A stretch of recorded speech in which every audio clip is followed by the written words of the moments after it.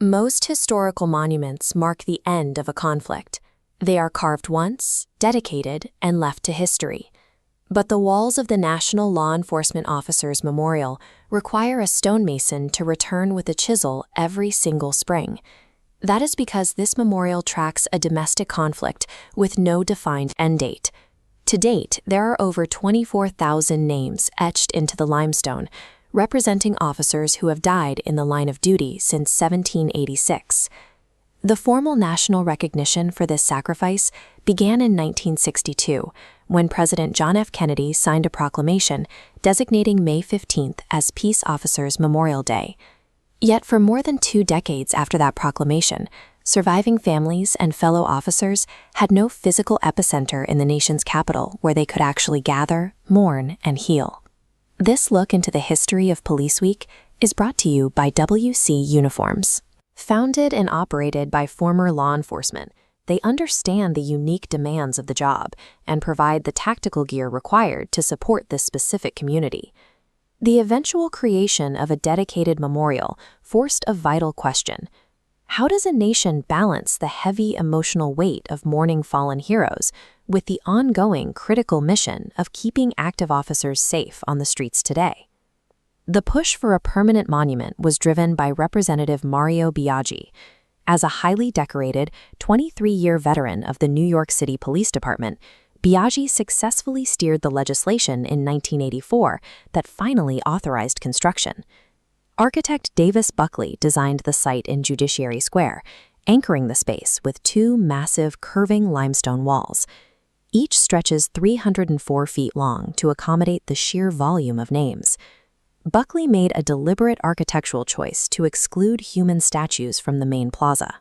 Instead, he drew the viewer's focus to a central bronze medallion embedded in the ground, featuring a simple blue shield draped with a red rose. The human figures are replaced by bronze sculptures of adult lions, created by artist Raymond Caskey. Guarding the entrances to the pathways, these statues serve as physical representations of the strength and courage required in law enforcement. Tucked beneath these adult lions are smaller cubs. They serve as a permanent representation of the vulnerable surviving families left behind, as well as the innocent public those officers are sworn to protect. Buckley's design ensures that the architecture itself physically manifests the protective burden carried by the living. Each May, that static stone architecture absorbs a massive influx of people. The surrounding blocks in Washington, D.C. transform into a nationwide hub of solidarity for tens of thousands of active and retired officers. The solemn schedule kicks off with pre-week events. First responders gather at St. Patrick Catholic Church for the annual Blue Mass, while runners take to the streets of Virginia for the National Police Week 5K. As the week progresses, specialized tributes take over.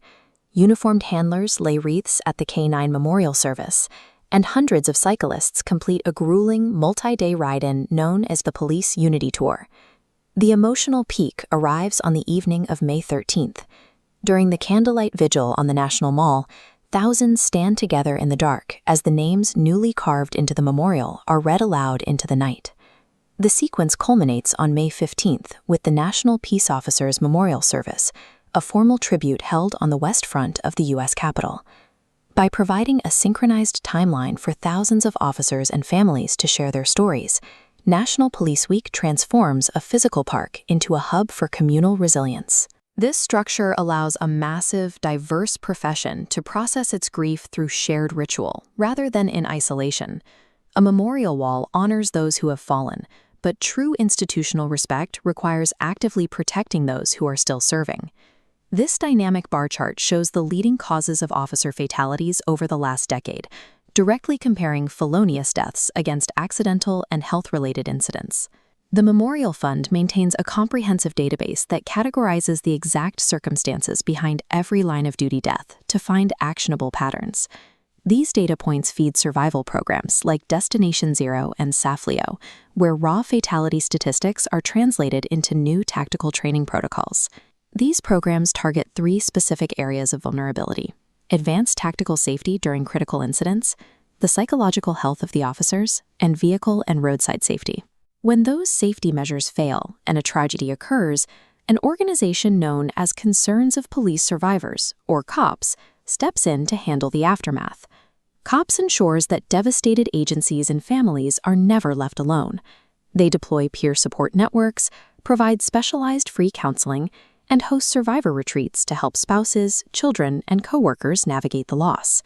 Through these combined efforts, National Police Week stands as a perpetual cycle of institutional memory. The nation honors the fallen with stone, remembers them with ceremony, and actively uses those hard lessons to engineer a safer future for the living. To equip yourself with gear built for the demands of the job, visit WC Uniforms using the link below. If you value the stories behind the thin blue line, like this video, subscribe to the channel.